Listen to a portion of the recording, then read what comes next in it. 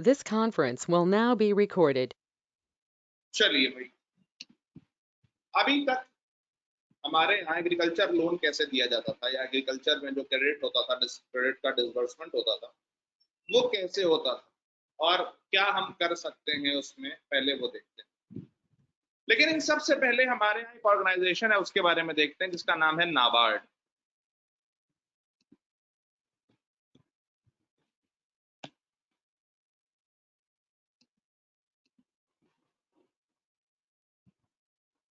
ये हमारा ऑर्गेनाइजेशन है, नाम है नाबार्ड।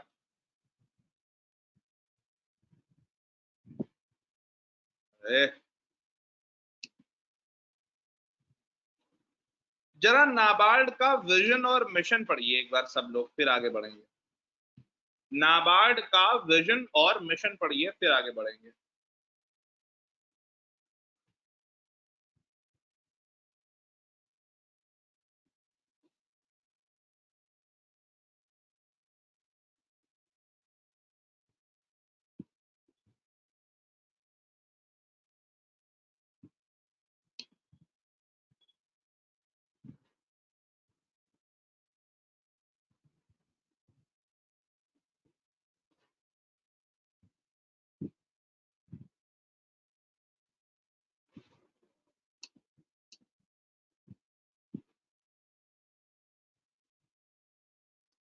क्या है, क्या बोल क्या रहा है? Development bank of the nation for fostering rural prosperity. Underline करिएगा जरा, रूरल प्रॉस्पेरिटी को फॉस्टर करने के लिए ये बैंक बनाया गया है, नाम है NABARD.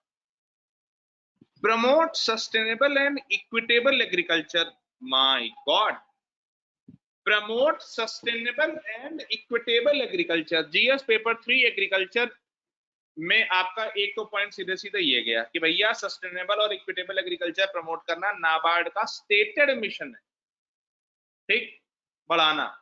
And rural development through participative financial and non financial interventions, innovations, technologies and institutional development for securing prosperity. तो इसके अलावा दूसरा काम क्या है? रूरल डेवलपमेंट, रूरल डेवलपमेंट करना, rural development through participative financial and non financial interventions, ना कि फाइनेंशियल बट नॉन फाइनेंशियल भी। और सबसे इंपॉर्टेंट क्या है? पार्टिसिपेटिव, यानी कि कम्युनिटी का पार्टिसिपेशन होना चाहिए। और इनोवेशंस, यानी कि रूरल एरियाज के लिए इनोवेशंस को प्रमोट करने की या टेक्नोलॉजी को वहां प्रमोट करने की जिम्मेदारी किसकी है? नाबार्ड की है। And institutional development for securing prosperity. अब जरा हम कुछ भी पढ़ें इससे पहले हमें एक बड़ी बढ़िया चीज पता चलती है। क्या? एक ऑर्गेनाइजेशन है साहब जिसका स्टेटेड विजन और मिशन है कि वो डेवलपमेंट बैंक हो रूरल प्रॉस्पेरिटी को बढ़ाने के लिए, और जिसका जो है स्टेटेड मिशन है कि भैया वो सस्टेनेबल और इक्विटेबल एग्रीकल्चर प्रमोट करे। अच्छा, फिर ये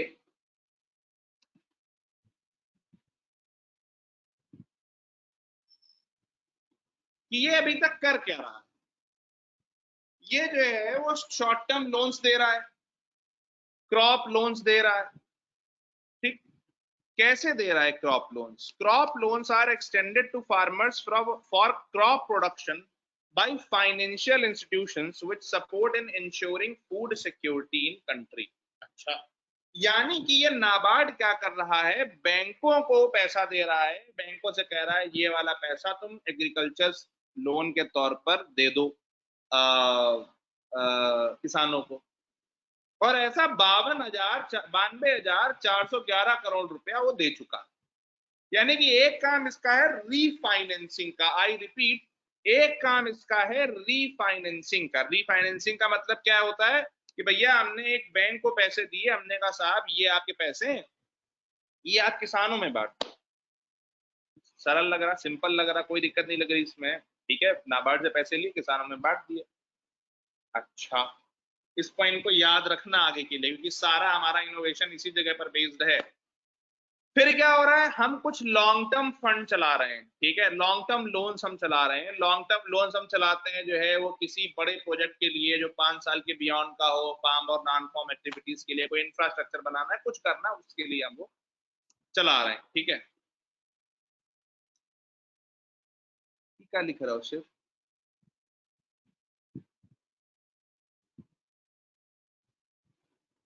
अच्छा, बॉक्स सही रखो। यार मौसम बड़ा बढ़िया हो रहा, चाय पीने का मन कर रहा, लौंडे हमारे गायब हैं। बहुत दुख है जिंदगी में, दुख खत्म का नहीं होता।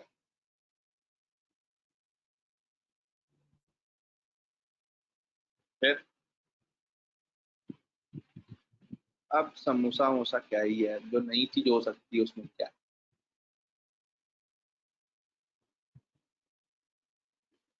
पार्थ, हत्या कर देंगे तुम्हारी। खैर, उसके अलावा हम क्या कर रहे हैं साहब, RIDF चला रहे हैं, रूरल इंफ्रास्ट्रक्चर डेवलपमेंट फंड। ये क्या होता है क्या नहीं होता है, अभी सब हम उस पर चर्चा करेंगे। इसके अलावा हम क्या चला रहे हैं, लॉन्ग टर्म इरिगेशन फंड हम चला रहे हैं, ठीक है ना। लॉन्ग टर्म इरिगेशन फंड में क्या होता है कि भैया जिसमें हम कोई डैम बना रहे हो या कोई इस तरह का वाटर रिसोर्सेज पे हम कुछ काम कर रहे हो, तो वो सारी चीजें। उसके अलावा हम प्रधानमंत्री आवास योजना ग्रामीण चला रहे हैं, स्वच्छ भारत मिशन ग्रामीण चला रहे हैं, और एक इंपॉर्टेंट चीज, माइक्रो इरिगेशन फंड चला रहे हैं। माइक्रो इरिगेशन क्या होता है, जो ड्रिप इरिगेशन है या जो आपका स्प्रिंकलर इरिगेशन है, उसके लिए भी हम ये फंड चला रहे हैं। और उसके अलावा नाबार्ड एक इंफ्रास्ट्रक्चर डेवलपमेंट असिस्टेंस चला रहा है, पब्लिक प्राइवेट पार्टनरशिप के आधार पर ये करने के लिए, ठीक। अच्छा, अब आपको लग रहा होगा ये पता नहीं सब क्या बताया जा रहे हैं, ये कर रहा है वो कर रहा है, मतलब क्या चल रहा है इनका, है? ये दोनों तो खैर छोड़ दो। फिर fisheries and aquaculture infrastructure development fund, FIDF, warehousing infrastructure fund, food processing fund, ठीक है ना। इतने सारे काम। इसके अलावा watershed development, tribal development, climate change के अडॉप्शन के project, e Shakti skill development पे भी काम कर रहा है, रूरल हार्ट, रूरल मार्ट, ठीक है ना, एग्री बिजनेस इंक्यूबेशन सेंटर। आप जरा पकड़ लेना इस बात को, एग्री बिजनेस इंक्यूबेशन सेंटर, ठीक। एक मिनट रुको, इतने काम वो कर रहा है। अब आपको लगा होगा कि ये सर ने क्या पढ़ा दिया। पहली चीज तो ये कि आपसे MCQ में पूछा जाता है कि ये काम कौन सी बॉडी कर रही है, तो इसके होने चाहिए पहले तो नोट्स, वो भी कायदे से। इसको जरा 2021 वालों को भी भेज दो और उनको बता दो हमने ऐसा ऐसा कहा है, बना ले, नहीं खा जाएंगे मार। और सबसे इंपॉर्टेंट जो चीज है वो है ये, स्टैंड अप इंडिया स्कीम में भी जो है वो नाबार्ड बैंकों को कनेक्ट कर रहा है, ठीक। इतना काम नाबार्ड कर रहा है आज। लेकिन क्या इतना आसान है? अगर इतना आसान होता तो भाई जी हर आदमी कर ले रहा होता, नहीं।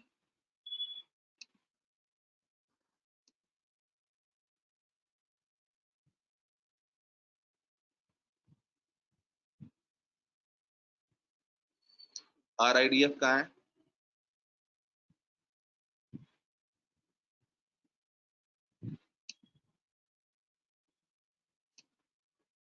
अब हम सब ने 11 शेड्यूल पढ़ रखी है, पढ़ रखी नहीं पढ़ रखी है? पढ़ रखी है नहीं पढ़ रखी है? 11 शेड्यूल पढ़ रखी है, ठीक है। जरा एक बार ये पढ़िए साहब, रूरल इंफ्रास्ट्रक्चर डेवलपमेंट फंड के अंदर में कौन कौन से प्रोजेक्ट्स आते हैं, एक बार जरा पढ़िए, फिर आगे कुछ बात करेंगे। पढ़िए जरा।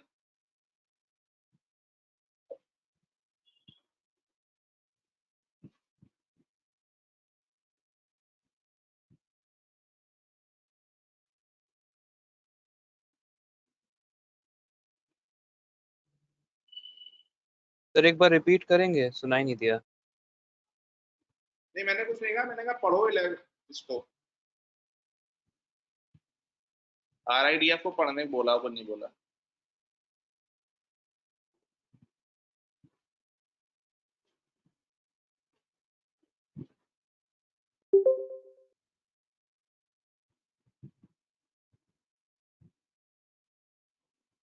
ओह गलत फहमी। जितना बोल रहे हैं उतना करो, नहीं मार देंगे मुक्का, नाच गिरो बिल्कुल।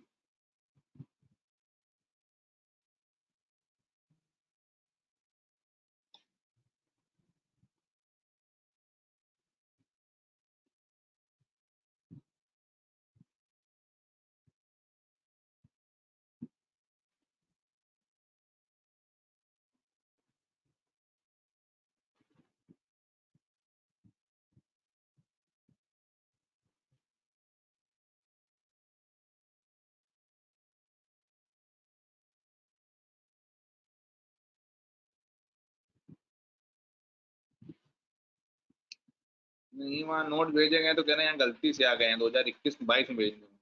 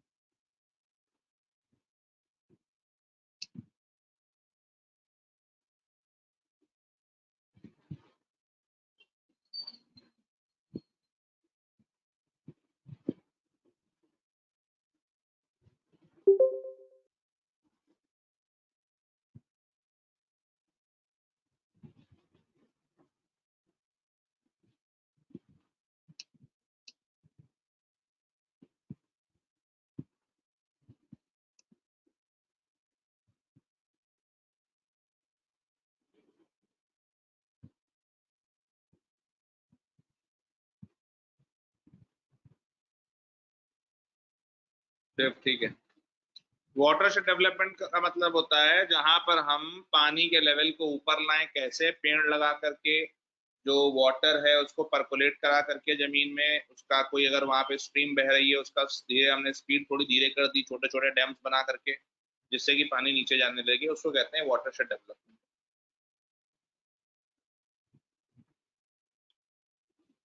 एक बार फिर से पढ़िए सेम इसको सभी लोग।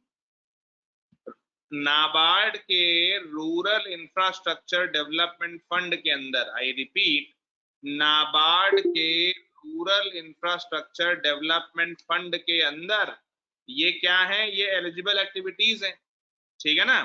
एक बार जरा फिर से पढ़िए इनको।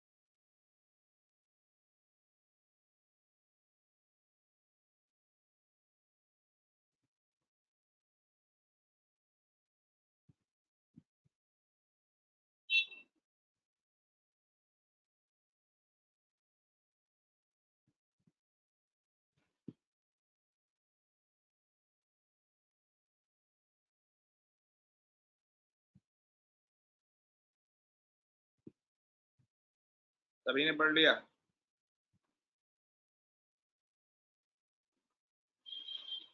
एवरीबॉडी?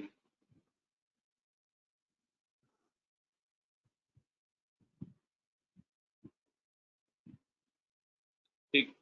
अब आप एक बात बताओ, 11th शेड्यूल में मतलब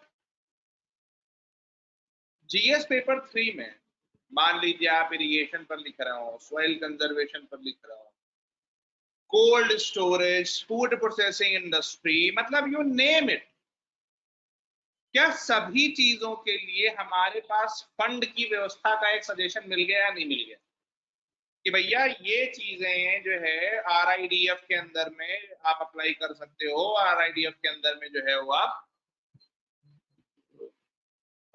यहां से लोन ले सकते हो। 95% तक का लोन आरआईडीएफ के अंदर में मिल रहा है, वो भी आसान उस पर मिलता है, टर्म्स पर। तो पहली चीज जो हमें समझ में आनी चाहिए वो क्या, कि आरआईडीएफ जो है वो एग्रीकल्चर के लिए 11 शेड्यूल के लिए एक डेडिकेटेड व्यवस्था करता है।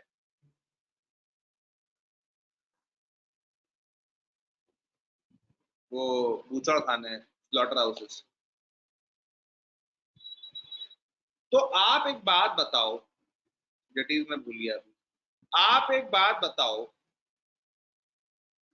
अगर हम पॉइंट नंबर 20, पॉइंट नंबर 21 और पॉइंट नंबर 22 को देखें, तो क्या ये इंडस्ट्रियल रेवोल्यूशन 4.0 और फ्यूचर की पानी की सबसे बड़ी समस्या को टैकल करने की भी व्यवस्था कर रहा है या नहीं कर रहा? मतलब बाकी सारी चीजें तो कर ही रहा है, वो एग्रीकल्चर कर रहा है, वो जो भी कर रहा है, लेकिन 2021, 22 और 26, 2021, 22 और 26, ये चार चीजें अगर हम वो कर दें तो ये गांवों को फ्यूचर सेंट्रिक बनाने की तैयारी कर रहा है, चाहे वो हिंटरलैंड के हो चाहे वो कोस्ट के। अब समस्या जानते हो क्या है, जब ससुरा आदमी ये कहता ना कि अवेयरनेस नहीं है अपने सवाल में, तो अवेयरनेस नहीं लिखना होता, जो कहते हैं हम अवेयर करेंगे, ये वाला सजेशन कभी मत डालना। अगर एग्रीकल्चर पर सवाल है, सोशल सेक्टर पर सवाल है, सीधे कहिए leveraging RIDF to make village knowledge centres and have convergences with ICT, खत्म। वाटर स्कैर्सिटी की प्रॉब्लम आ रही हो, सीधे using RIDF for installing desalination plants, खत्म, finish, tata, bye bye. GS paper 3 में एम्प्लॉयमेंट की समस्या पर लिख रहा हूं 26 डेडिकेटेड रूरल इंडस्ट्रियल स्टेट्स बनाने, और उनका इनिशिएटिव कौन लेगा 11 शेड्यूल के अंदर में? ग्राम panchayat.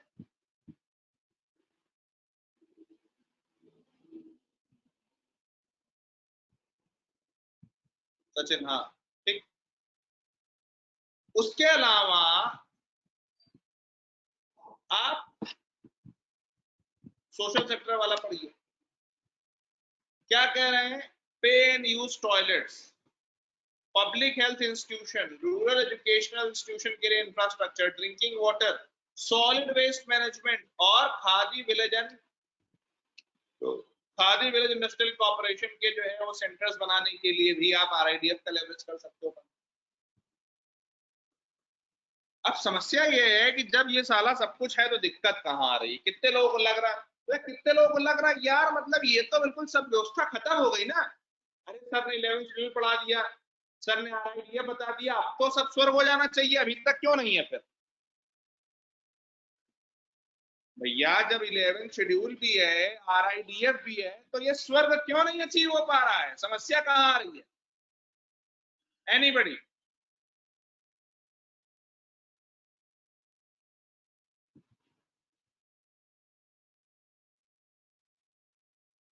So because the state is not giving implementation,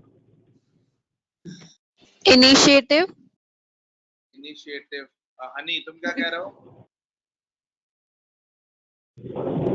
implementation proper तरीके से नहीं है। नहीं मतलब ये तो कोई वो नहीं हुआ ना, क्यों नहीं हो रहा वो सवाल है Anjali. So because the state is not giving that much this authority or what approach exact word I don't know, but state उनको इतना दे नहीं रहा है this ग्राम पंचायत को.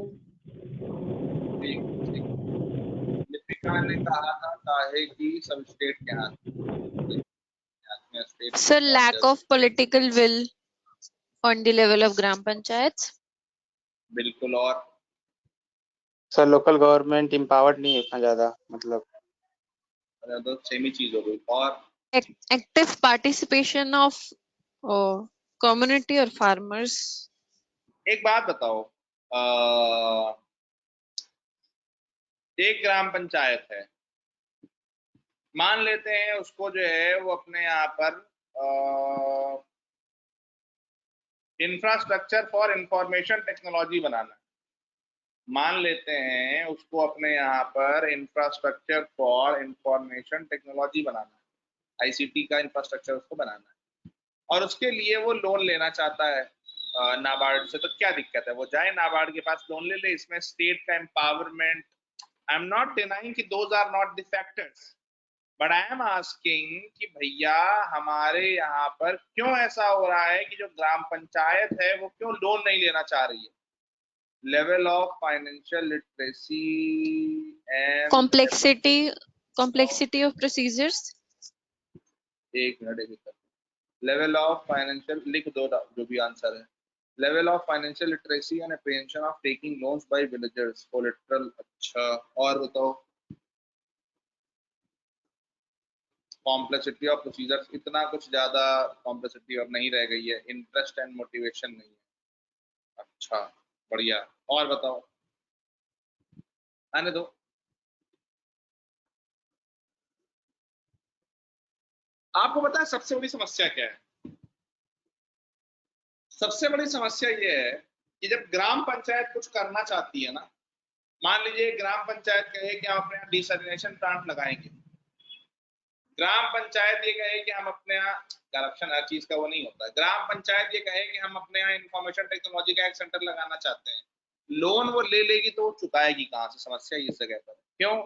क्योंकि पे एंड यूज प्रिंसिपल का ना होना, पे एंड यूज प्रिंसिपल का ना होना, और लोगों में ये भरा होना कि एनीथिंग सरकारी is free and we don't have to pay anything for that sarkari thing. This mentality, this mentality is eating gram panchayats, their powers, their competence from inside. And believe me, इतने दिन से नाबार्ड बना हुआ है, इतने दिन से RIDF बना हुआ है, honestly I am yet to see one question by UPSC on the non-use or non-implementation of RIDF, and that is why you can expect कि जैसे जैसे आप इस पर suggestions लिखना चालू करोगे तो they will be very appreciative of these suggestions, क्योंकि अब मामला बदल रहा है, नाबार्ड को अब प्रोफेशनल रोल में लाया जा रहा है rather than कि वो खाली बैठ करके पैसा देती रहे। तो सबसे बड़ी समस्या ये है कि ग्राम पंचायत की जो सेल्फ रिलायंस है वो क्यों नहीं आती है? Because there is lack of pay and use principle and the attitude of freebies has led to bad pay and use principle, due to which gram panchayats are not able to raise funds. हाँ या ना? सबसे basic समस्या, सबसे basic. भाई मान लीजिए आप गांव में कोई कुछ बना दे, वो आपसे वो कही दे कि भैया जो है इसके लिए 5 रुपए दे दो, आप 5 रुपए भी देने को तैयार नहीं।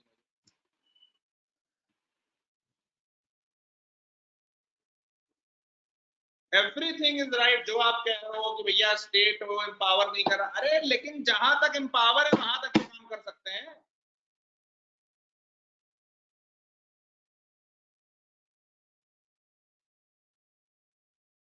वो भी नहीं कर रहे हैं, वो क्यों?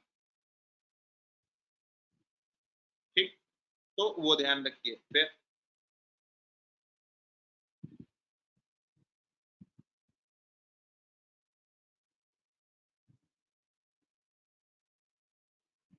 अगली चीज इसको इनकलकेट कैसे करेंगे सर लोगों में?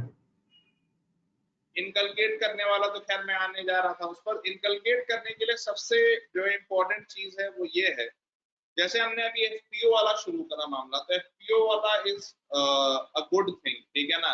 कि एफपीओ में क्या होता है कि भाई किसान अपना साथ आते हैं और उनकी परफॉर्मेंस के आधार पर सरकार उनको पैसा देती है। एसडी जो एसएचजी है, सेल्फ हेल्प ग्रुप्स हैं, वहां से भी हमने एक शुरू किया है कि कम से कम लोग अपनी कॉमन जरूरतों के लिए पैसा लगाना शुरू करें। तो इनकलकेट करने के लिए जो मेरा प्रपोजल था, जो मैंने अभी यूपी गवर्नमेंट को भेजा है, 4-5 दिन हुए हैं, वो ये था कि भाई 15 days training and after 15 days training yearly ISO certification of gram panchayat. कितने लोगों को बहुत ज्यादा लग रहा है?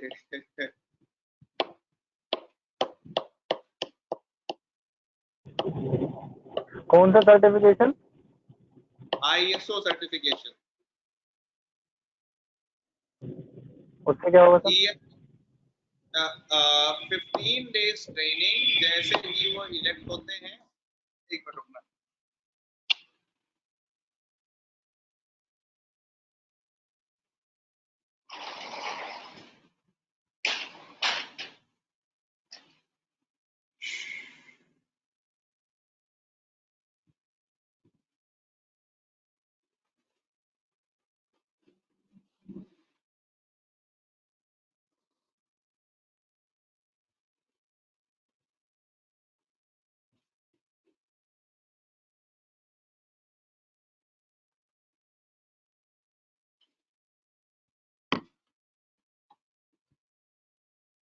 ट्रेनिंग फॉर होम सर अभी बताते हैं।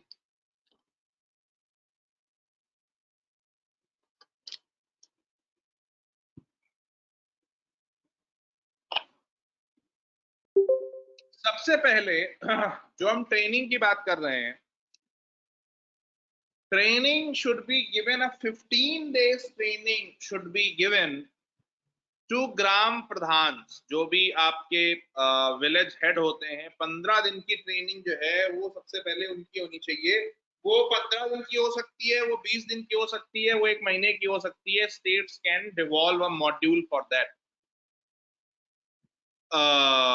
And after that what you must do is कि आपने उनको ट्रेनिंग दे दी। ट्रेनिंग देने के बाद में आप उनको ट्रेनिंग के टाइम पर ये बताओ कि भाई आपका, क्योंकि अभी हम शुरू कर रहे हैं ये व्यवस्था, तो आप उनको ईयर वाइज टारगेट्स दो।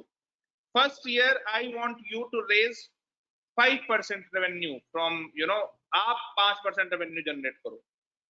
अगले साल आप 15% या 20% रेवेन्यू जनरेट करो। अगले साल आप 30% रेवेन्यू जनरेट करो। इस तरह से 5 साल में हम कोशिश करें कि वो 60%, 50% रेवेन्यू अपना खुद का जनरेट करने लेंगे, जितना उनका खर्चा है उतने का, ठीक है।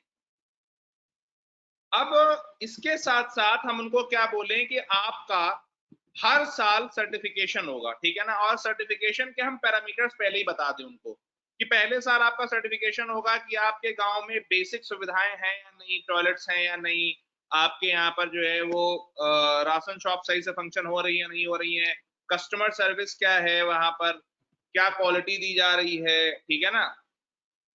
और सबसे पहले जो है वो आप इस तरह से उनके 4 साल 5 साल के आप उनको टारगेट्स दो कि भैया पहले साल ये सर्टिफिकेशन, दूसरे साल ये सर्टिफिकेशन, तीसरे साल सर्टिफिकेशन, 4-5 साल तक आपको जो है वो अपने यहाँ पर गांव में एक प्रोफेशनल बॉडी के तौर पर काम इवॉल्व करना है अपने आप को, ठीक है भाई। अगर ये मान लीजिए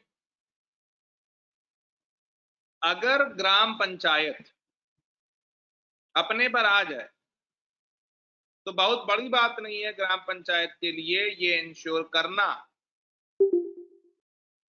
कि जो है वो पूरा का पूरा गांव सेल्फ सस्टेनेबल हो। हर गांव में मार्केट लगती है, हर गांव में बाजार लगती है। आप डेली अगर बाजार के दिन जो है एक व्यक्ति से 10 रुपए भी ले लेंगे तो डेली जो है वो आपके 1000 रुपए इकट्ठे हो जाएंगे। और 1000 रुपए अगर आप डेली इकट्ठे कर रहे हो तो महीने भर में सोचिए आपने 30,000 रुपए इकट्ठे कर लिए। अब 30,000 रुपए में आप विलेज नॉलेज सेंटर का को आसानी से चला सकते हो। वहां पे बंदा जो रख रहा है उसको आप सैलरी दे सकते हो, ICT का कोई काम कर सकते हो, या सबसे अच्छा प्रिंसिपल होता है कि जो जहां से पैसा लिया जा रहा है वहीं पर यूज है। मान लीजिए आप 100 रुपए उनसे 10 रुपए डेली ले रहे हो, तो आपने क्या किया कि भैया महीने 2 महीने आपने पैसे इकट्ठे किए, उसके बाद वहां बढ़िया एक रैम बनवा दिया, ऊपर टीन डलवा दी, सबको अलॉट नंबर अलॉट कर दिए कि भैया आप यहाँ बैठिए, वहां बिजली की व्यवस्था कर दी प्रॉपर, और उनसे कह दिया कि भैया बिजली की व्यवस्था हमने आपके पैसे से कर दी है, अब आप जितना यूज करोगे उतना आपको पे करना होगा। सोच करके देखिए कितनी जल्दी सारी चीजें बदल सकती हैं। तो दो चीजें, दो बड़े सजेशंस। अब बहुत कुछ इसमें है, बहुत ज्यादा डिटेल्ड मॉडल है, मैं उतना मैं नहीं खोलना चाह रहा क्योंकि फिर वो आप धराशायी हो जाएंगे। लेकिन सबसे पहली चीज क्या है कि पहले तो 15, हाँ इसके लिए KPI और KRI काफी नहीं है उनसे बनवाना? KPI क्या है? अगर की प्रोसेसिंग इंडिकेटर और KRI होता है की रिस्पॉन्सिबिलिटी एरिया। अच्छा, हाँ तो मतलब वही उसी तरह की चीज को, जब इतनी इंग्लिश हमें आती नहीं है तो हमने आसान भाषा में बता दिया। ठीक,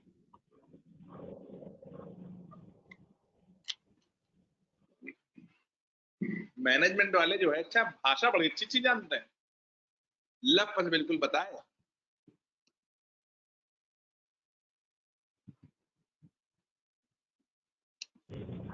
नहीं, आपने वो बोला ना सर्टिफिकेट, इसलिए मेरे को लगा कि वो तो कोई रेलिवेंट ही नहीं है उसका।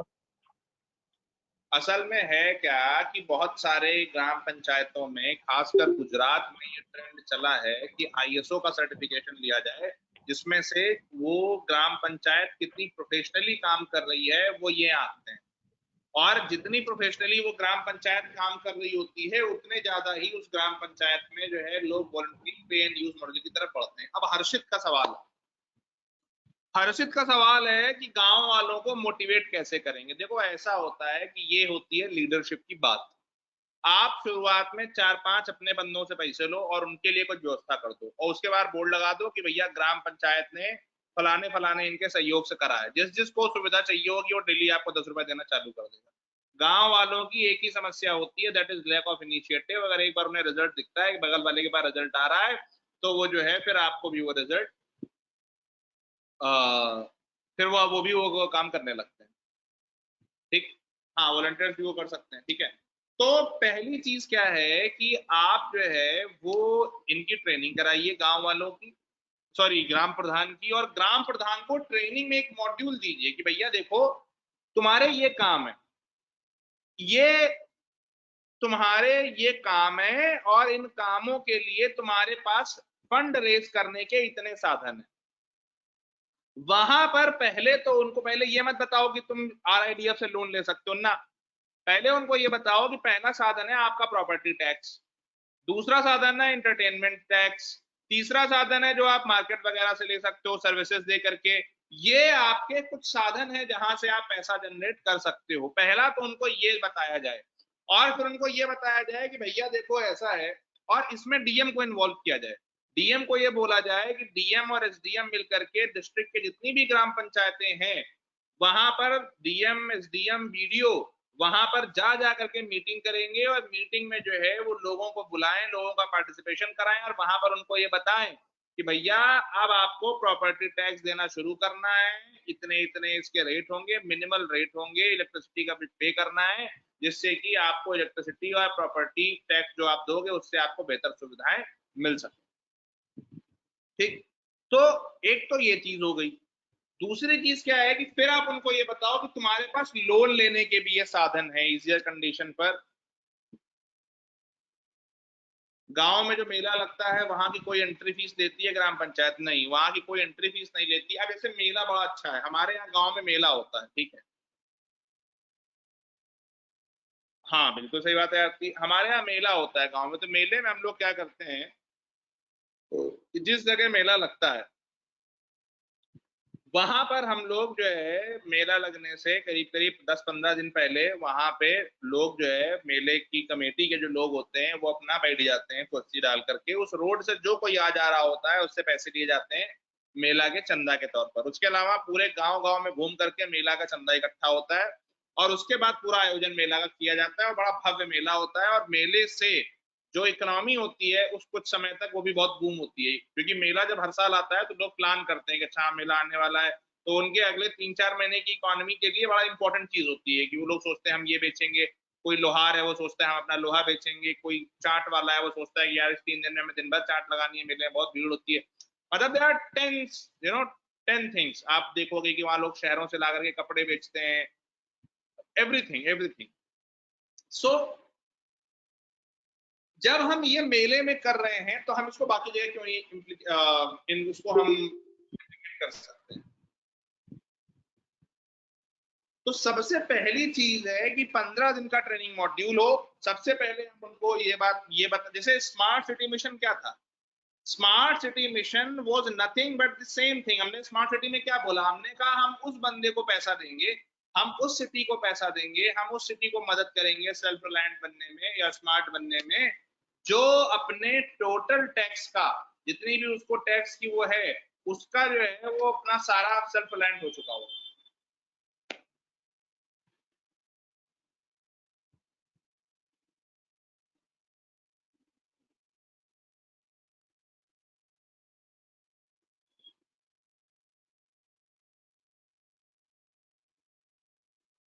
बिल्कुल दिनेश, वही बोल रहा हूँ।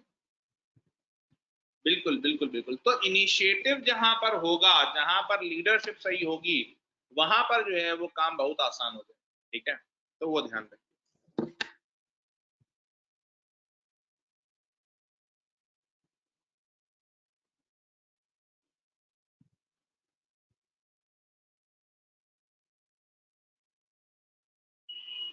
सचिन बिल्कुल सही बात है। कोई और दिक्कत हो तो बताओ।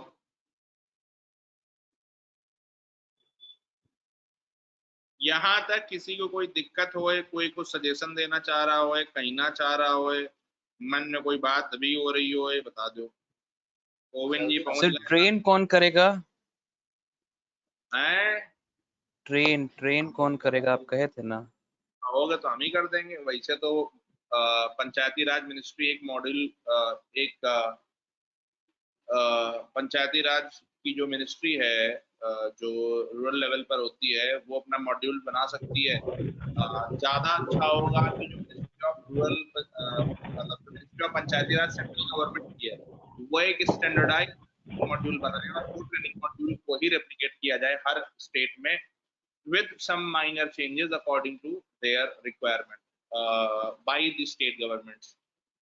मतलब मैं अगर प्रधानमंत्री होता, मैं सबसे पहला काम ये करता कि बहुत गाजे बाजे के साथ, जैसे मोदी जी ने स्वच्छ भारत किया, तो उससे भी पहले जो है मैं बहुत बढ़िया यूनिवर्सिटी बनाता। ठीक है, मतलब यूनिवर्सिटी ऑफ रूरल डेवलपमेंट। और वहां पे जो है वो बिल्कुल ये होता है, गांव पूरे देश के जो 2.5 लाख ग्राम प्रधान है उनका कभी ना कभी किसी न किसी स्लॉट में उनके 5 साल के कार्यकाल के दौरान वहां एक प्रवास जरूर हो। प्रवास समझते ना, मतलब 10 दिन 15 दिन के लिए वहां वो रहें आकर के, और वहां वो देखें कि दुनिया देश भर से ग्राम पंचायतें में कहाँ पर क्या हो रहा है और उसको वो करने की वहां कोशिश करें। This engagement should be there, और ऐसे ही यूनिवर्सिटीज हर स्टेट में डेवलप होनी चाहिए। Ruchit,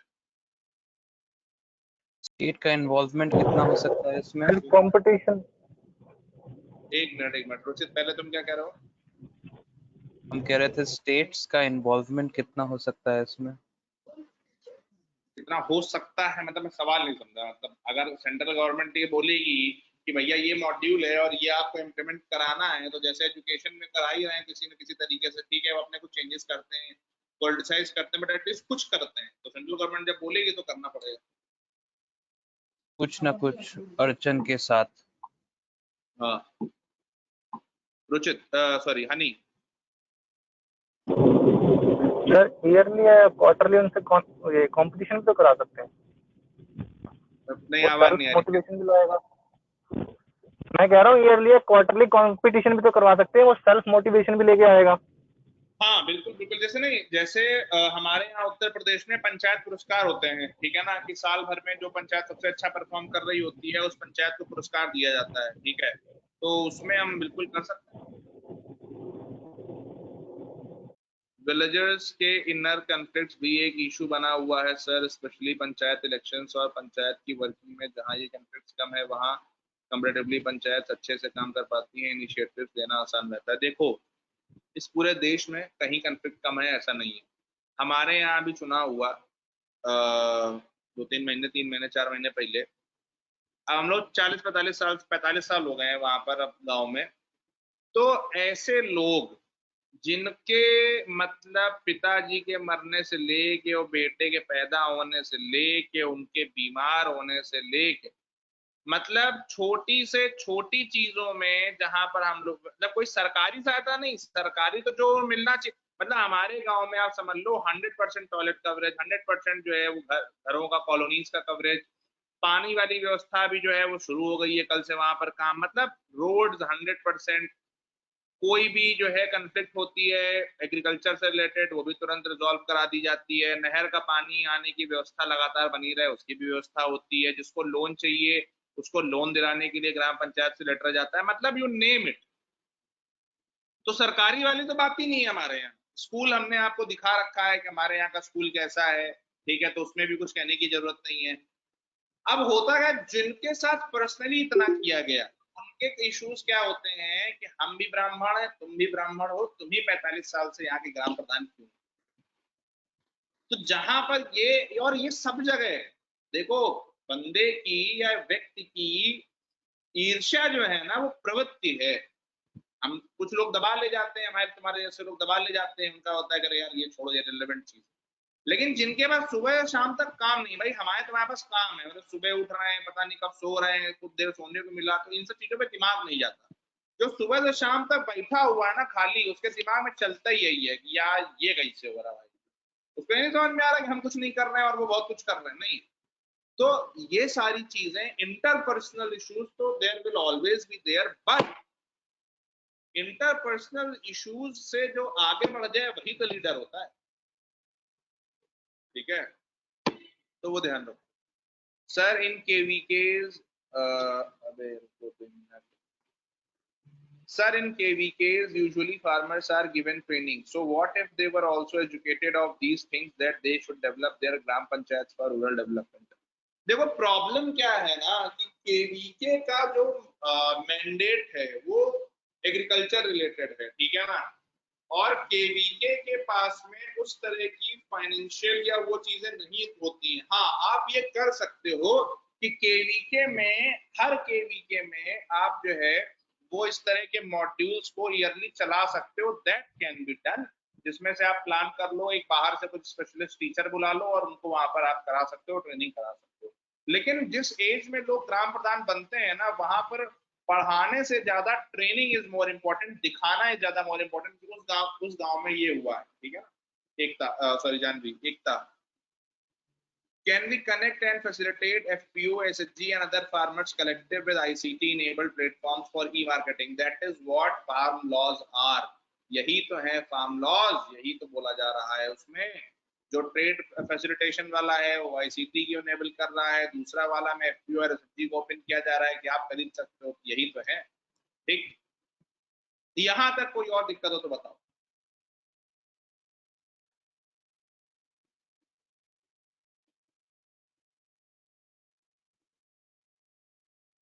According to village strength, some programs can be conducted.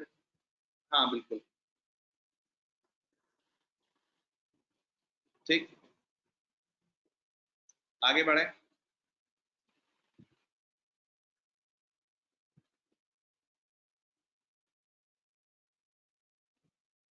Promoting women SHGs in operationalization of on-farm and off-farm micro enterprises। भाई साहब लग रहा है लड़की ने डलवाई कमेटी पढ़ ली है।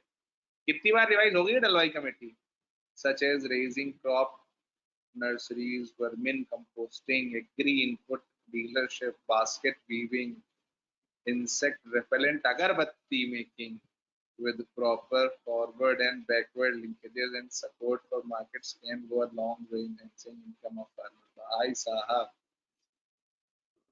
लिपिका का कहना है थोड़ा पब्लिकली डाल देती, जैसे सही बात है, थोड़ा जरा पब्लिकली डाल दो। डालो डालो, बहुत तगड़ा लिख रही हो तुम, डाल दो। लोग परेशान ना हो, इन्होंने डलवाई कमेटी, मैंने इनको टारगेट में पढ़ने को दी थी, तो ये वहां से आ रहा है। आप भी पढ़ेंगे डलवाई कमेटी, मैं पढ़ाऊंगा आपको। ये बहुत बड़ी स्टार नहीं होगा, ठीक है।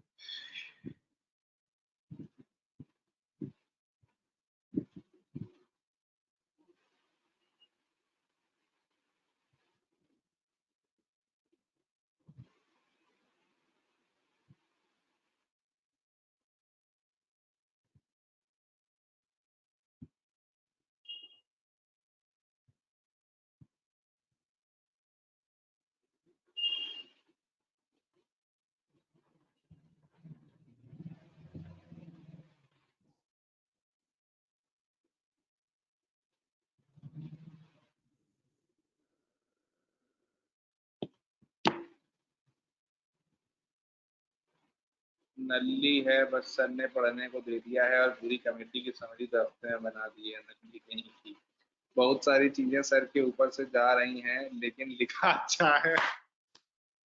ये सही था, ये वाला सही था, ठीक है। खैर, नहीं होगा क्या कि अभी तो मैंने आपको एग्रीकल्चर का बेसिक दिया है, ठीक है। व्हाट विल हैपन जब मैं आपको एग्रीकल्चर पढ़ाऊंगा? नहीं, मैं पढ़ाऊंगा तो पहले मैं दिखाऊंगा एग्रीकल्चर।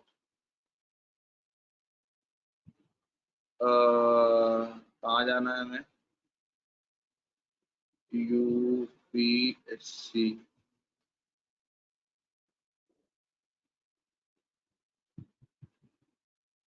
हाँ हाँ, किसान तो आप बने धरे हो, किसान विसान बनने में तो कोई वही नहीं है।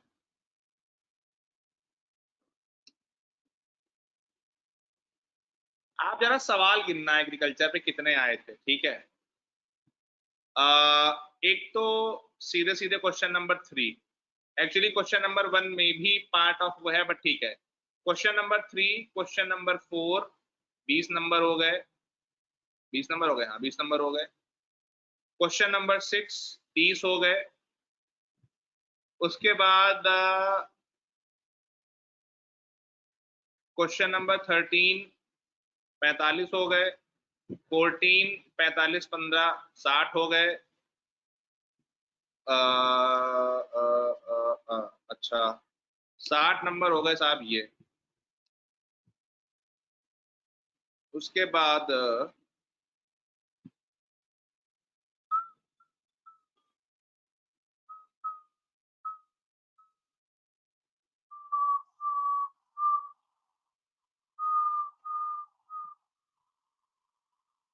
क्वेश्चन नंबर 17 और क्वेश्चन नंबर 19। अब आपको लग रहा होगा 17 तो फिर भी समझ में आ रहा है कि जो एग्रीकल्चर वो है, अरे यार एग्रो फॉरेस्ट्री वाला, ठीक है।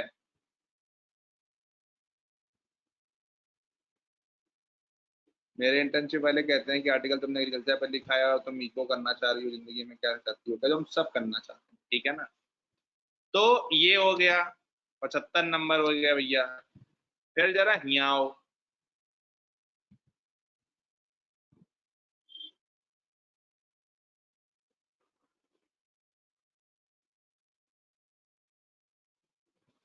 क्वेश्चन नंबर 11 पढ़ो, ठीक। फार्म लॉज, ठीक। और मतलब इतना तगड़ा, कितना तगड़ा शिफ्ट है, हिंदू पढ़ने वाला इसमें लिखेगा क्या? Indian constitution exhibit centralising tendencies, ठीक है। तो 15 नंबर ये हो गए, ठीक। उसके बाद क्वेश्चन नंबर 16, ठीक, बहुत तगड़ा रिलेटेड है, ठीक है। और एक तो ये बात हो गई, फिर आते हैं हम यहाँ।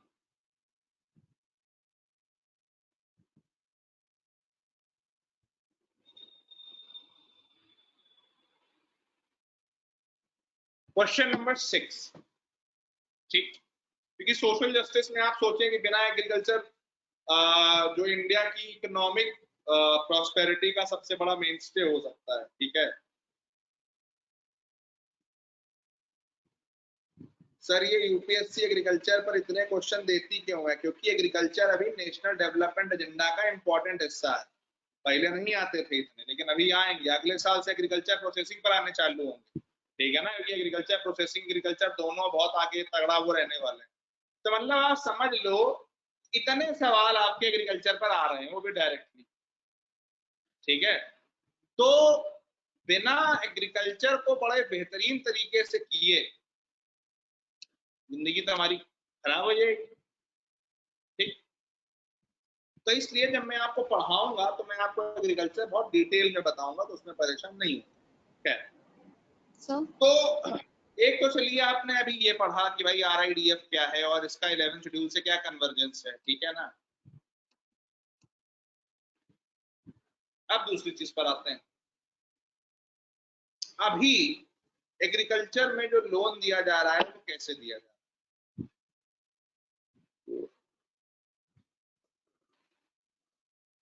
अभी लोन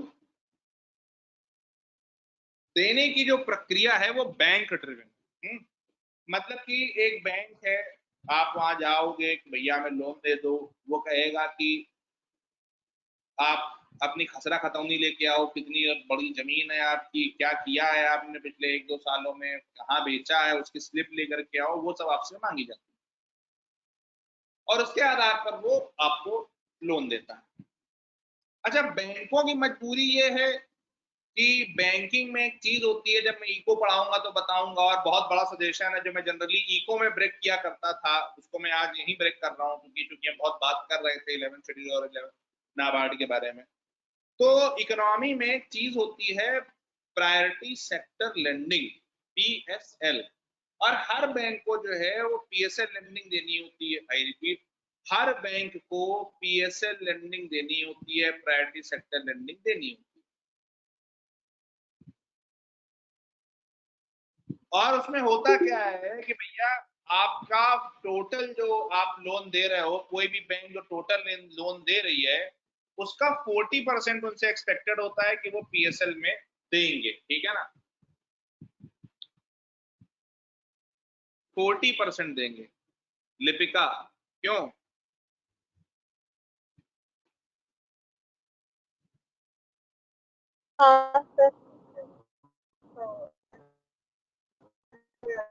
हैं?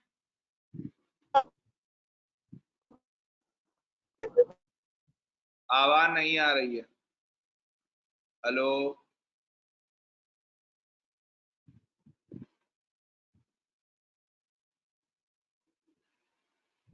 आरती, PSL में कौन कौन से सेक्टर आते हैं सर? मतलब चलो दिखाई देते हैं, मतलब वैसे तो मैं इको में दिखाता ही है, बट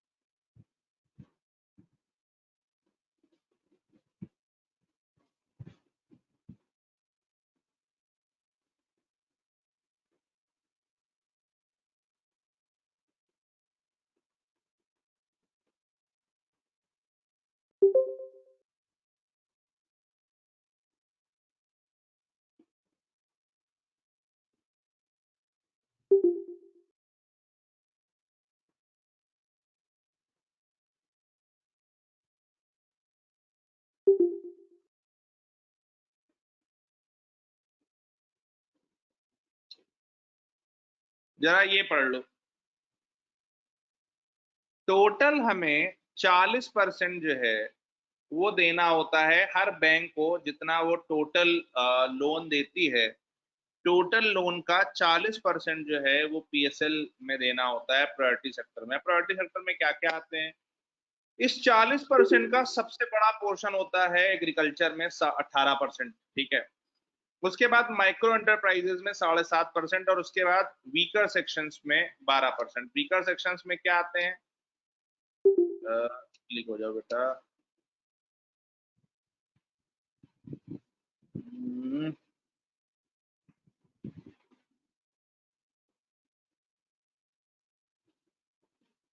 हाँ भाई, जरा 8.1 पढ़िए आप पहले। तो 8.1 से लेकर के कि जो हम अभी पीएसएल के अंदर में क्या हो गया भाई,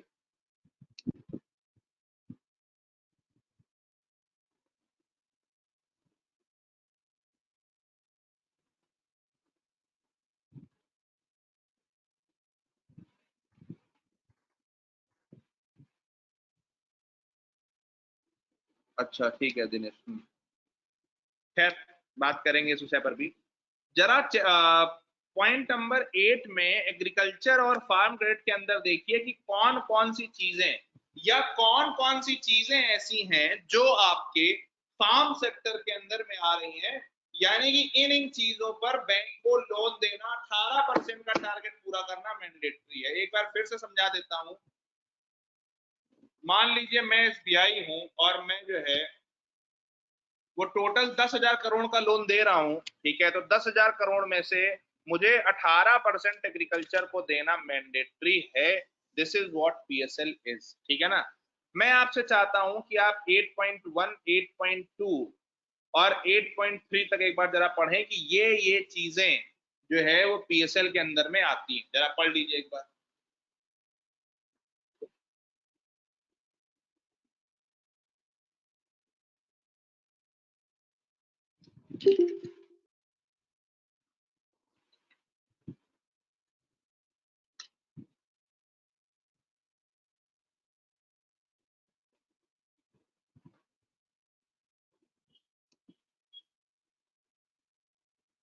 उस पर फाइन लगता है आरती। पीएसएल वाली थोड़ी डाउट्स अभी रोक दो, क्योंकि वो एज अ टॉपिक इकोनॉमी में आएगा, ठीक है ना। रूरल इंफ्रास्ट्रक्चर डेवलपमेंट फंड जो है आपका आरआईडीएफ, उसमें पेनाल्टी डालनी पड़ती है, वो उसको भी रोक दो, ठीक है। उस पर बात करेंगे। सर एक डाउट है, आपने अपने पुरानी क्लासेस में एक चीज बोली थी कि जब हम लोन देते हैं तो ऐसा मिसकंसेप्शन है कि जो स्मॉल स्केल फार्मर्स हैं उसकी वजह से ज्यादा नुकसान होता है because they don't repay, right. लेकिन यही बात उस कमेटी में भी लिखी हुई थी कि उसकी वजह से ज्यादा नहीं होता, बल्कि जो ज्यादा हाई लेवल होते हैं उनकी वजह से ज्यादा होता है। So how is it possible? But क्योंकि जो हाई पेयर्स हैं वो तो ऑब्वियसली लोन वापस दे सकते हैं ना। दे सकने और देने में बहुत अंतर होता है। जब लोन लेके लोग बुल्ट खरीद लेते हैं और स्कॉर्पियो खरीद लेते हैं तो फिर उसको वो लोन नहीं वापस नहीं करते, ठीक है ना। तो वो समस्या है, अभी बताते हैं, वो वहां पर भी आएंगे। फिलहाल 8.1, 8.2 पढ़िए जरा।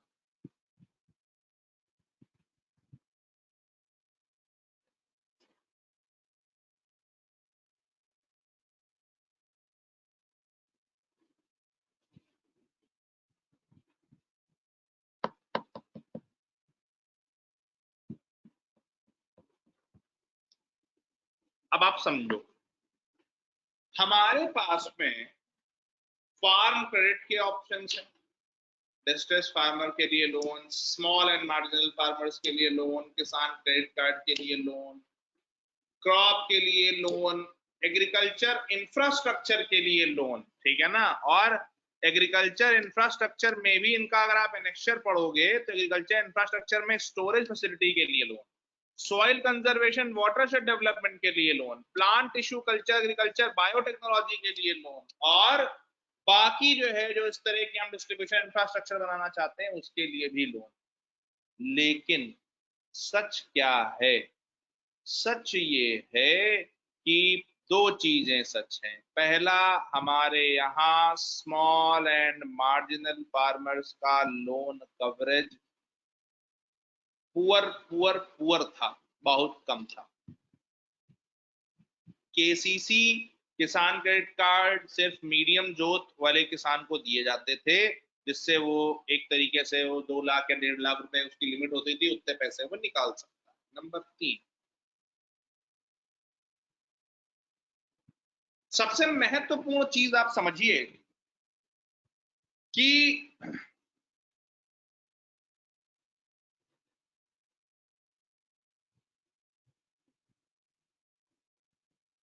क्या कह रहे थे आप, क्या लाइन क्या बोली थी? हाँ ठीक है। सबसे महत्वपूर्ण चीज समझिए कि हमारे ओवरऑल एग्रीकल्चर के कंपोनेंट में, हमारे ओवरऑल एग्रीकल्चर के लोन के कंपोनेंट में जो सबसे बड़ा होता था वो होता था ये क्रॉप लोन्स। तो यानी कि हमारे यहाँ क्रॉप के लिए लोन ज्यादा लिए जा रहे थे, इंफ्रास्ट्रक्चर के लिए लोन नहीं लिए जा रहे थे या कम लिए जा रहे थे। पहला सच तो एग्रीकल्चर का हमारे यहाँ पर ये था। नंबर 2, यानी कि agriculture infrastructure, agriculture investment infrastructure में कम था। नंबर 2 था क्या कि ये जो हम लोन देते हैं पीएसएल के अंडर में, तो इसका मॉडल क्या होता है? इसका मॉडल होता है कि बैंक को भाई पैसा देना है, आप बैंक के पास गए, बैंक ने जो भी उसको मान लो 10,000 रुपए उसके पास है, तो 10,000 रुपए में से उसने 18% जो है रुपए वो एग्रीकल्चर में किसानों को बांट दिए या दे दिए, लोन दे दिए। ठीक यार, लेकिन ये लोन जो है ना, ये वो बंदा सैंक्शन कर रहा है जिसको एग्रीकल्चर की जानकारी नहीं है। क्या कहते हैं, हाँ या ना? जो लौंडा बैंक में बैठा हुआ है उसको क्या पता कि इसके खेत पे क्या फसल उग रही है। इसी वजह से जो रिच फार्मर्स हैं, they were able to evade this entire process, और वो सेटिंग से जो है वो लोन का एक हिस्सा पैसे वैसे दे करके लोन पास करा लेते थे और उसके बाद जो है वो वापस नहीं देते थे लोन। अच्छा, तो हम क्या चाहते हैं? हम ये चाहते हैं कि लोन देने में एक ऐसा बंदा इन्वॉल्व हो जो फार्मर के फिलोसोफर, फ्रेंड और गाइड की तरह काम करे। कैसे? अब यहां आती है दो चीजें। स्वामित्व स्कीम ने हर किसान का कार्ड बनाना चालू कर दिया, जिसमें से हर किसान के पास में एक कार्ड होगा, स्वामित्व कार्ड, जिसमें उसके जो लैंड रिकॉर्ड सारे होंगे वो होंगे। हमने क्या किया, हमने कहा ओके फाइन, हम पूरा गेम चेंज कर रहे हैं। क्या कर रहे हैं? आज सबके पास अकाउंट है, हाँ या ना? पैसे अकाउंट में ही आएंगे। बैंक्स का काम दो होगा, एक उनके अकाउंट में पैसे आएंगे, लोन जो जाएगा उसके, और दूसरा अकाउंट से ऑटो डेबिट होगा पैसा। बैंक जब मैं कह रहा हूं तो मेरा मतलब एसबीआई का काम सिर्फ इतना होगा। ठीक, तो एसबीआई लोन अप्रूव कैसे करेगी? एसबीआई लोन अप्रूव नहीं करेगी। बहुत बड़ा डिसरप्शन है ये। ठीक है, हालांकि जब आप इस पर बहुत अच्छे से विचार करेंगे तब आपको समझ में आएगा कि मैं क्या बोल रहा हूँ। एसबीआई लोन अप्रूव नहीं करेगी। क्यों? Allow SBI to lend to businesses, willing farmers, जो पीएसएल से बाहर लेना चाह रहा हूँ। एसबीआई को समाज सेवा का केंद्र मत बनाओ। एसबीआई से बोलो कि तुम्हें जहां जिसको लोन देना है उसको लोन दो।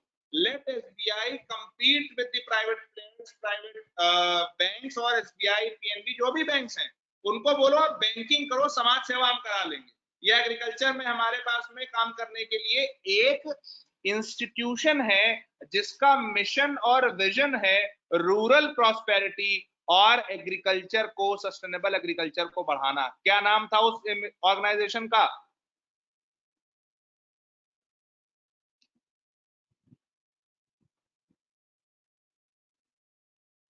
पागल हो गई हो?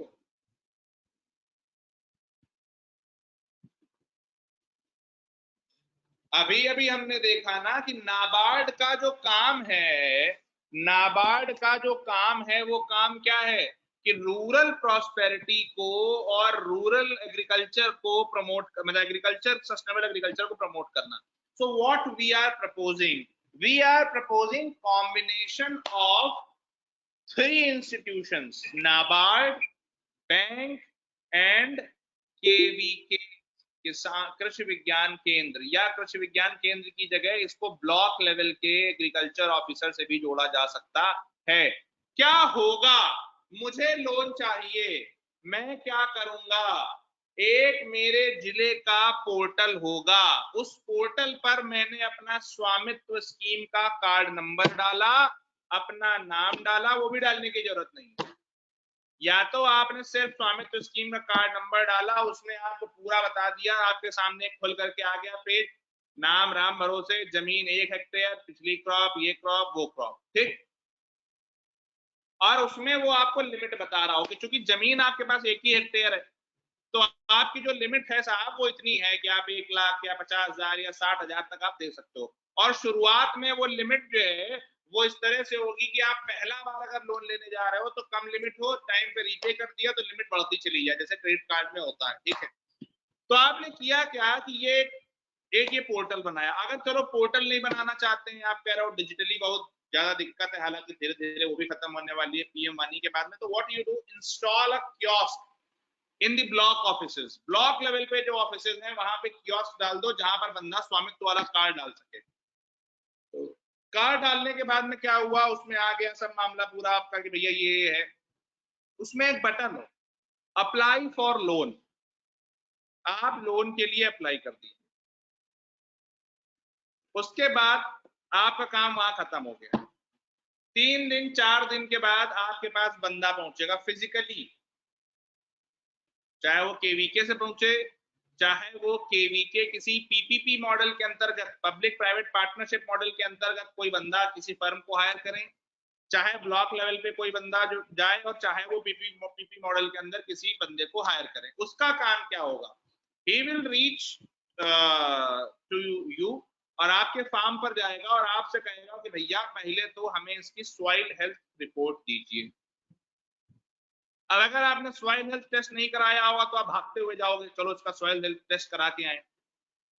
अगर कराया होगा तो आपने उससे कहा साहब ये रिपोर्ट है, रिपोर्ट उसने देखी, उसने कहा इसमें कार्बन जो ऑर्गेनिक कार्बन कंटेंट है वो कम है, इसमें ये है, इसमें ये है, इसमें ये है। तो फिर उसने रिपोर्ट देखी, उसके बाद उसने आप उससे कहा कि भैया ये बताओ अभी तक कौन सी फसल करते रहे, वो बताएगा भैया ये फसल हम कर रहे हैं, ठीक।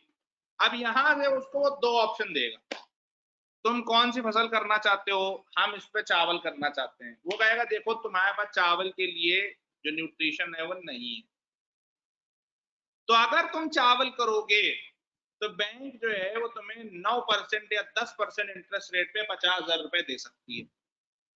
लेकिन अगर तुमने इस बार इस पर उड़द करी या मूंग करी या कोई और फली वाली फसल करी जिससे आपकी जो क्रॉप है, जो सॉइल है वो नेचुरली इनरिच हो, या कोई और इस तरह का एग्रो फॉरेस्ट्री का मॉडल करा कि आप मोरिंगा कर रहे हो, कुछ भी कर रहे हो जिससे आप जो सॉइल है वो इनरिच हो रही है, तो उस केस में बैंक आपको 2% इंटरेस्ट रेट पे 70,000 रुपए देने को तैयार है। आपने दोनों ऑप्शन रख दिया उसके साथ और उससे कहेगा भैया सोच के बताना। अगर यहाँ पर पहला सवाल क्या आना चाहिए साहब, अगर वो 3 दिन में ना पहुंचे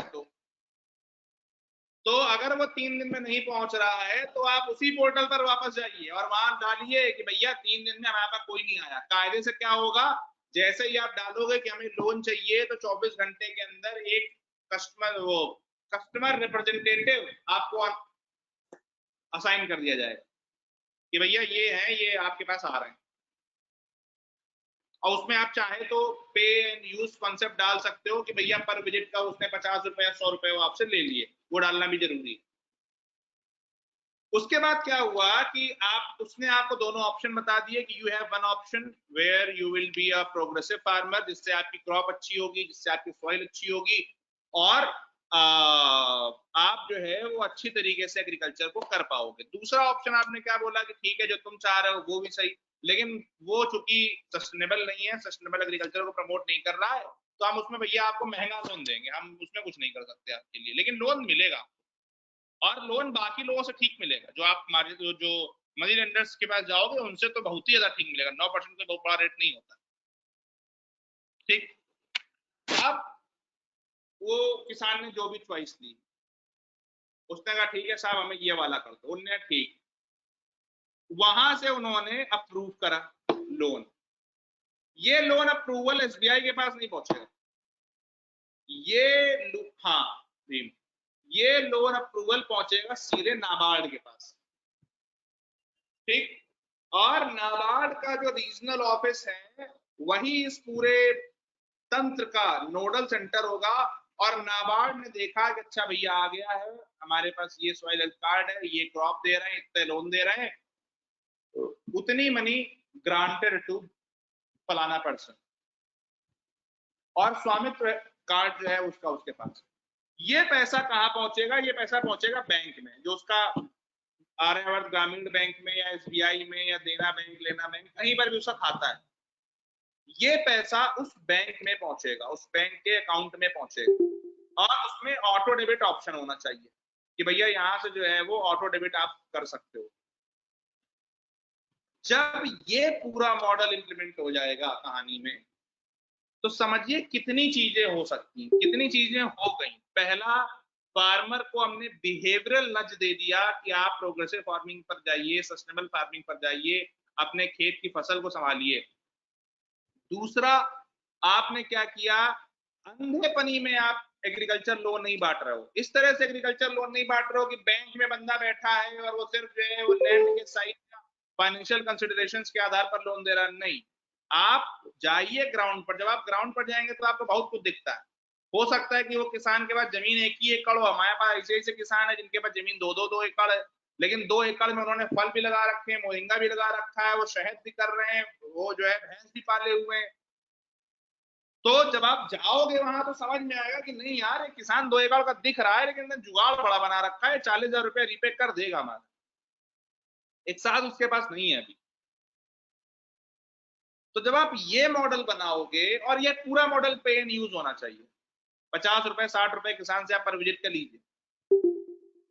जब आप ये मॉडल खड़ा करोगे तो सबसे पहली चीज क्या होगी, बिहेवियरल नजेस आएंगे, सारी क्रॉप सही से प्रमोट होंगी, मनी लेंडर आड़तियों का सिस्टम पूरा खत्म हो जाएगा, फॉर्मलाइज क्रेडिट हो जाएगा। और जो आज तक हम रोते रहे हैं हमारे यहाँ कि बेचारा किसान उसको लोन नहीं मिल रहा है, उसको, अब तो खैर इन्होंने केसीसी जो है किसान क्रेडिट कार्ड सभी किसानों के लिए दे दिया है, जो मार्जिनल किसान है उनके लिए भी दे दिया है। लेकिन ये जो रोतलू वाली चीज थी ये हमारी खत्म होगी। और ये पूरा मॉडल सफल कब होगा? मैं 4 साल से चिल्ला रहा था, 4 साल हो गए चिल्लाते चिल्लाते। ये मॉडल सफल कब होगा? जब किसान जो भी क्रॉप कर रहा है, अगर उसने मोरिंगा उगा लिया तो क्या वो एपीएमसी में बेचने जाएगा मोरिंगा, जहां कोई खरीदेगा नहीं उसका एपीएमसी। ये मॉडल तभी सफल होगा जब when farmer will be allowed to sell in a free market.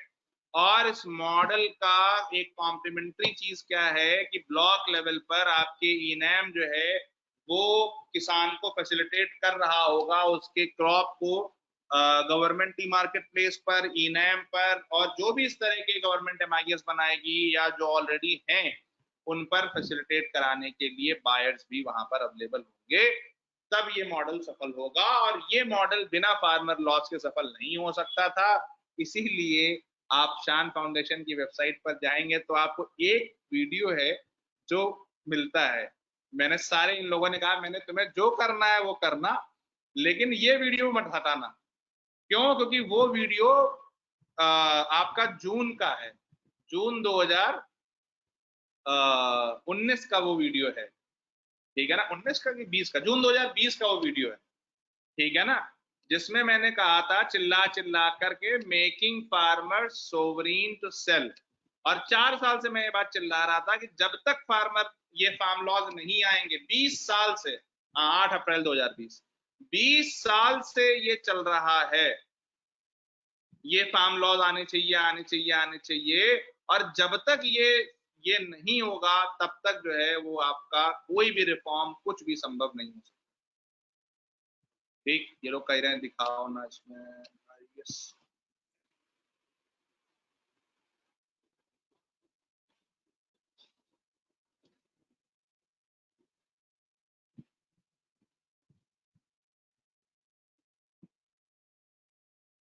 अरे हटा दिया क्या? एक तो हमारे ही बस नहीं चलता इन सब चीजों पर।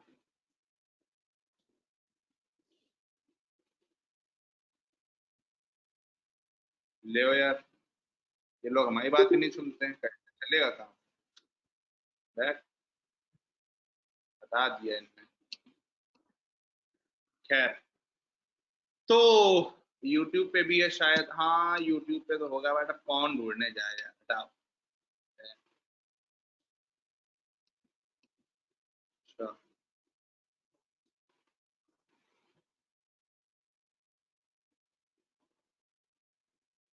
नहीं नहीं नहीं नहीं, क्या ये या क्या हो सकता है, हम ये बताएंगे। ना ना ना ना ना ना ना ना, ये नहीं, ये नहीं, ये तो पूरा फार्म लॉस है, ये तो सचिन वाला वीडियो है, ये वाला नहीं।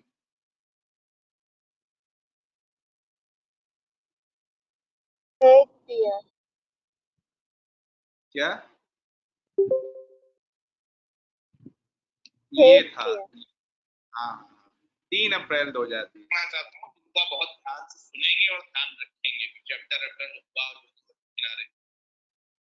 देखिए मुद्दा क्या है, मुद्दा है कि इन्होंने कहा कि हमारा जो थाली का प्राइस है, ये इकोनॉमिक सर्वे को पढ़ाते हुए मैंने बोला था, ऑनेस्टली बिलीव मी, मुझे कतई आइडिया नहीं था कि ये पढ़ाने के 5 दिन बाद गवर्नमेंट सेम लॉज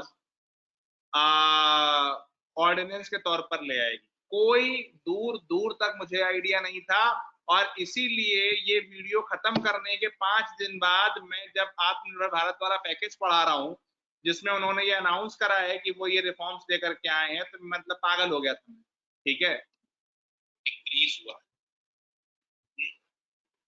और थाली का प्राइस डिक्रीज होने का मतलब समझिए, जब आप कहते हैं कि थाली का प्राइस डिक्रीज हुआ है, इसका मतलब सीधा सीधा उसका इम्पैक्ट पड़ता है जो इनफॉर्मल सेक्टर में एम्प्लॉयड है उसकी वे ऑफ लिविंग पर, उसके हाथ में जो डिस्पोजेबल इनकम बचती है जो उसको 4 जगह और खर्च कर सकता है, जिसमें से ये हो सकता है कि एजुकेशन हो सकता है वो किसी न किसी तरह से नॉलेज इकोनॉमी का पार्ट बन जाए जिससे वो कुछ स्किल ले सके, कुछ आगे कर सके।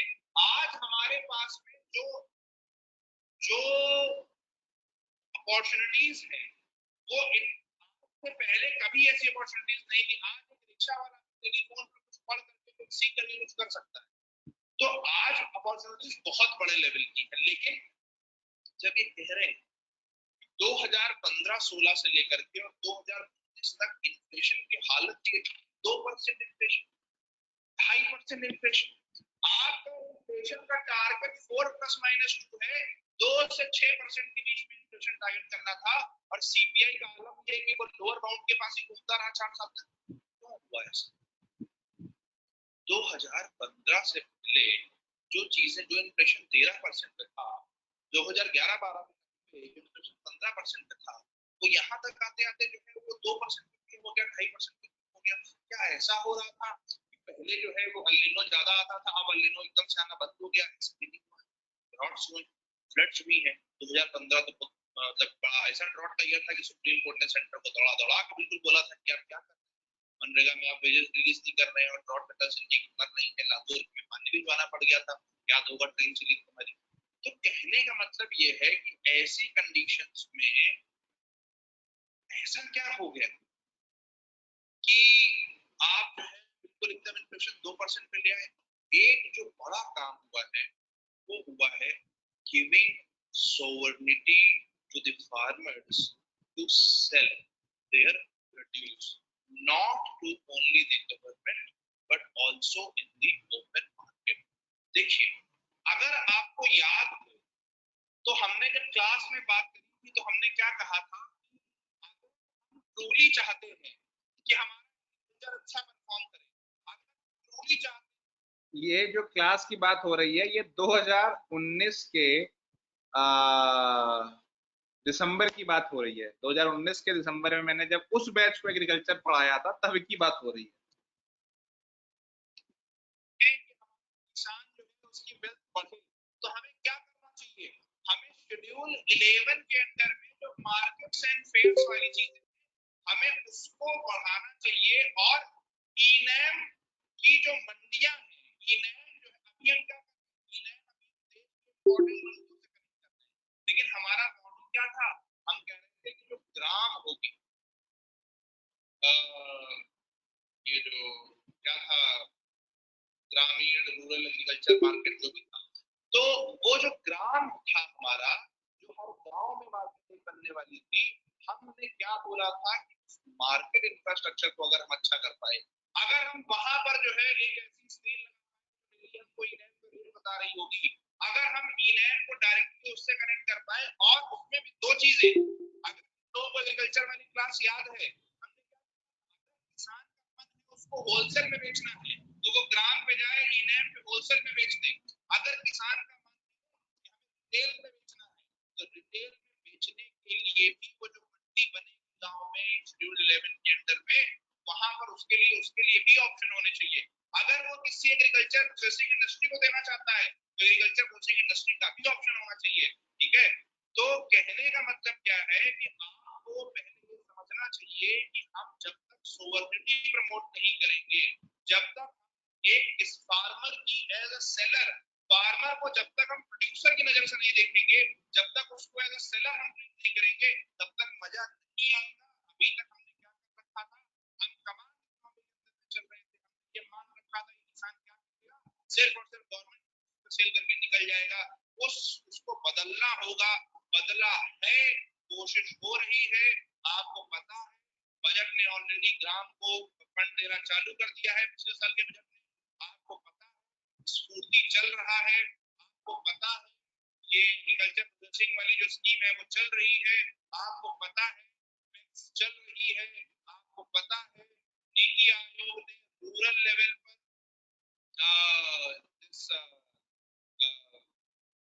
जो वेयर हाउसेस हैं उनको बनाने का वो बोला है कि जो भी वेयर हाउसिंग फैसिलिटीज है वहां पर उनको आप फॉर्मलाइज करिए और वहां पर स्टोर करिए। ये सब क्यों हो रहा है? ये सब इसलिए हो रहा है कि किसी भी फार्मर को डिस्ट्रेस सेलिंग ना करनी पड़े। आप अगर फसल उगा रहे हैं तो आपको इस मजबूरी में फसल न बेचनी पड़े कि यार मेरी फसल खराब हो जाएगी।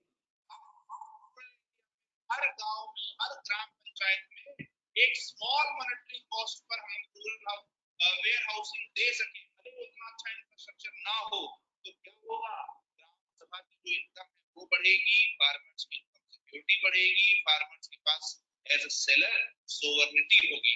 ये सब तब, अगर ये सब जब होगा तो क्या होगा, मार्केट में जल्दी प्राइसेस नहीं बढ़ेंगे।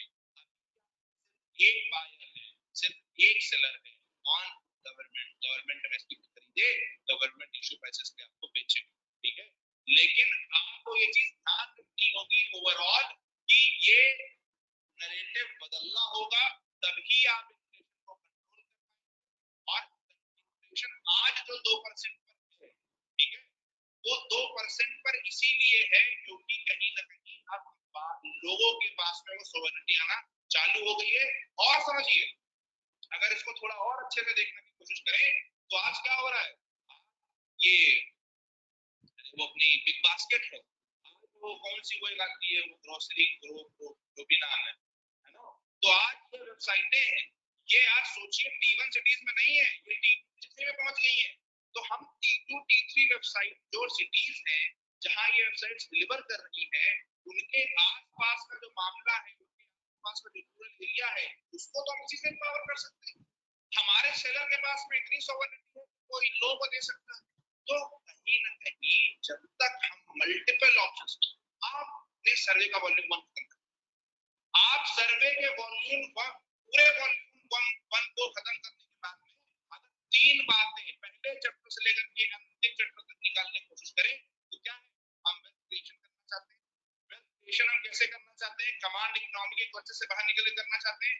कमांड इकोनॉमी के क्वेश्चन से बाहर कैसे निकलेंगे, जब तक हम ईसीए खत्म नहीं कर देंगे, जब तक हम आर्बिट्रेरी लिमिट्स खत्म नहीं करेंगे स्टॉकिंग पर, जब तक हम ये डिफरेंशिएट नहीं करेंगे कौन जानबूझ के स्टॉक कर रहा है, कौन एग्रीकल्चर प्रोसेसिंग इंडस्ट्री वाला है, उसको स्टॉक करना उसकी मजबूरी है उसके बिजनेस के लिए, तब तक हमारे यहाँ सेलर की सोवर्निटी नहीं बढ़ेगी, कंपटीशन नहीं बढ़ेगा, एंटरप्रेन्योरशिप नहीं बढ़ेगी।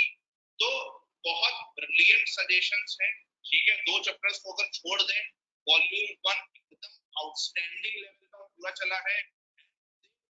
truly trying to liberate Indian economy from the clutches of government। ठीक है, ये ध्यान रखिए इस मैसेज। ये इकोनॉमिक सर्वे पढ़ा रहे थे लास्ट ईयर, ये इकोनॉमिक सर्वे के समय का पूरा माहौल था, ठीक है ना। और इससे एक तो ये वीडियो देख के ध्यान आया कि मेरा भाई चोर है, उसने मेरी ये वाली टी शर्ट चुरा ली है, पीली वाली, अच्छी लग रही थी देखने में, उसकी व्यवस्था करते हैं। हाँ खैर इम्पोर्टेंट,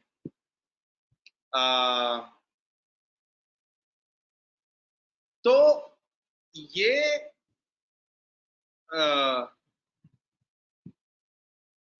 अच्छा लगता, मतलब हमें तो ये सुन के लगता अच्छा कि हम बोल रहे हैं क्या कि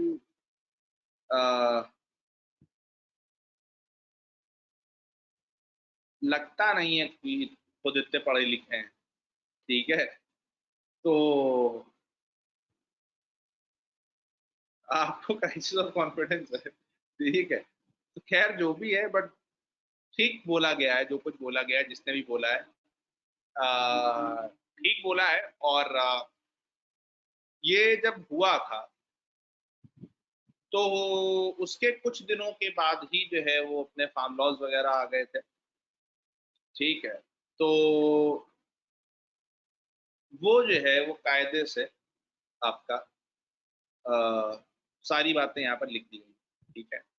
तो खैर, तो ये जो मैंने मॉडल अभी अभी आपको प्रपोज करा है, कितने लोगों को ये मॉडल पूरा समझ में आ गया?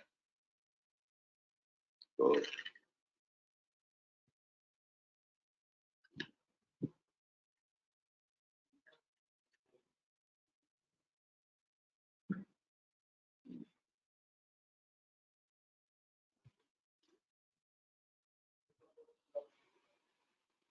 कुछ खाने जो है भूख लग रही है।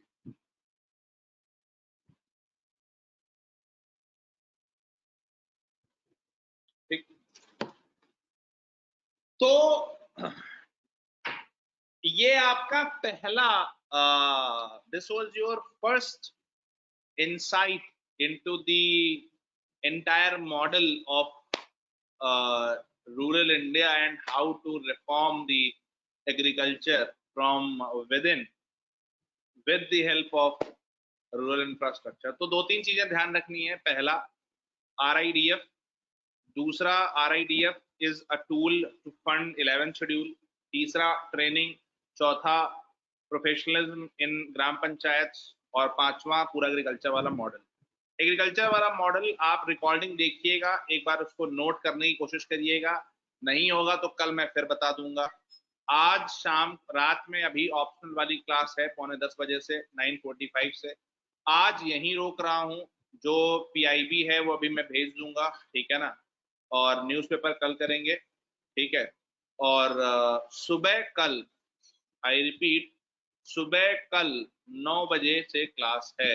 कल ऑफलाइन नहीं आ सकते हैं आप, ऑनलाइन ही क्लास है कल और परसों दोनों दिन, ठीक है। कोई दिक्कत हो तो बताओ। अभी रुकूं या फिर ऑप्शनल के बाद? ऑप्शन के बाद रखो। ओके। वो समय था जब सर अच्छा पढ़ाया करते थे, अरे ठीक।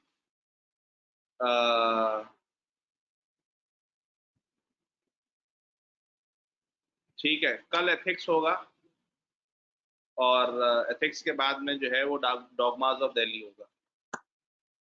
जब लोग इनकॉम्पिटेंट हो जाते हैं तो पढ़ाने वाले का भी मनोबल गिर जाता है। जितने कॉम्पिटेंट आप होगे उतना अच्छा मैं पढ़ाऊंगा। और मेरे साथ ये है कि माई एनर्जी, मैं सुबह से 9 बजे से लेकर रात, शिव लोग तो जानते हैं 22-22 घंटे भी पढ़ाया गया है, ठीक है।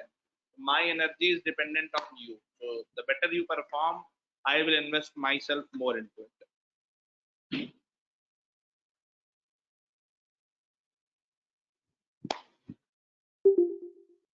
ठीक, चलिए धन्यवाद। 9:45 बजे मिलते हैं।